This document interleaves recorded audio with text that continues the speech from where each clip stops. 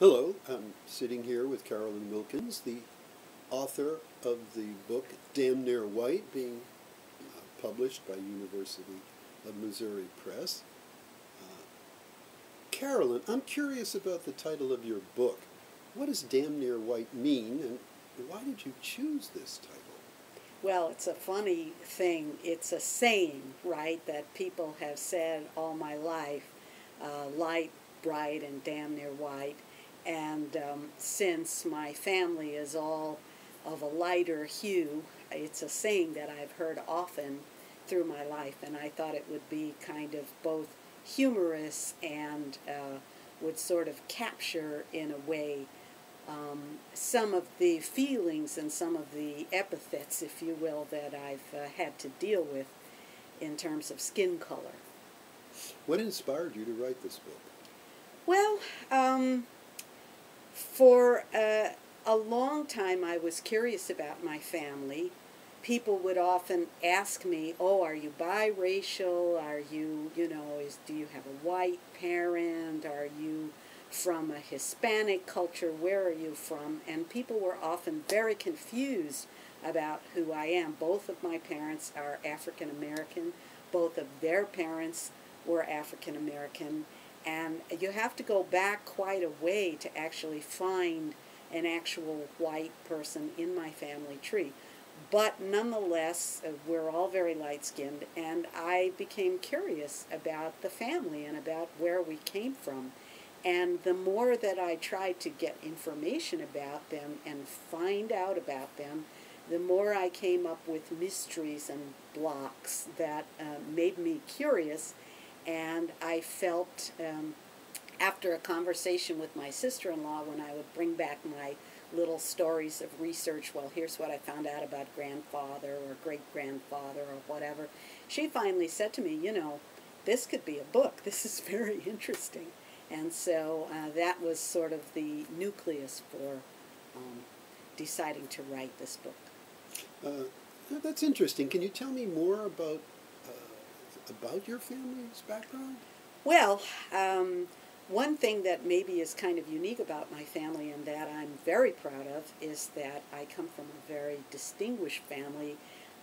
Even during the era of segregation, my family achieved a level of education and prominence in society that was unusual for African Americans or for people in general. And my grandfather, J. Ernest Wilkins, became the first African American to serve as Assistant Secretary of Labor, U.S. Assistant Secretary of Labor, which is a position directly underneath the cabinet. It's called a sub-cabinet position. It's a very high-ranking position. He was the first black man to do this ever, and this was in 1954. He was appointed by President Eisenhower, and he had a 3-year career with that. And part of the thing that made me curious and that I wanted to explore further in the book was what was that like for him to be a black man so high up in a government that was completely white, to be the first black official to serve in this capacity. What was it like? Did he face prejudice? And to complicate the matter, he resigned rather abruptly from his position after only serving for 3 years. And I was very curious about this. Why did he resign? It was never fully explained. And shortly after his resignation, he died of a massive heart attack. And within the family, it was never really talked about exactly what it was, what caused him to resign, and so forth. So this was something that led me on a quest in the book. But he left a legacy of black achievement, and all 3 of his sons, including my father, Julian, my uncle, Ernest, and my other uncle, John, the 3 sons of J. Ernest also became very prominent, high-achieving black men. My father was the first black partner in a major law firm in Chicago.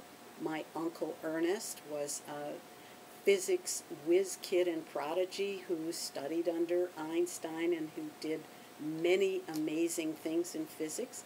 And my other uncle John was a lawyer who became the first African-American professor at the Bolt School of Law, which is part of the Berkeley, California state system there. All very significant African-American achievements in the 20th century. Do you go farther back into the 19th or into the days of slavery? Well, I did, and that's what actually the full title of my book is, Damn Near White, An African-American Family's Rise from Slavery to Bittersweet Success. And what I discovered as I researched my grandfather, J. Ernest, was that his own father had been actually quite a character, one might say a ne'er-do-well, who was a bigamist. He abandoned his family, my grandfather's family. There were 5 children. He abandoned that family and made another family with maybe 9 or 10 other children. And he was a former slave. And possibly his father may have been the white man, how we got the white people in our family. I wasn't able to completely determine this, but I was able to trace this man, whose name was John Bird Wilkins, all the way back to Oxford, Mississippi, and through a very kind of tangled web of genealogical research and so forth, to try to find where he came from and what he did. He had a very fascinating life. He was a teacher, he was an inventor, he was a ne'er-do-well who married at least 3 women that I know of, and cohabited with several more, and left children scattered in about 4 or 5 states. He was constantly changing his identity. He used several aliases. He also worked as a journalist. He was a newspaper editor, and he was a Baptist preacher. So it's a very, very interesting story. Certainly sounds interesting. Yeah. You have a sparkling group of ancestors there.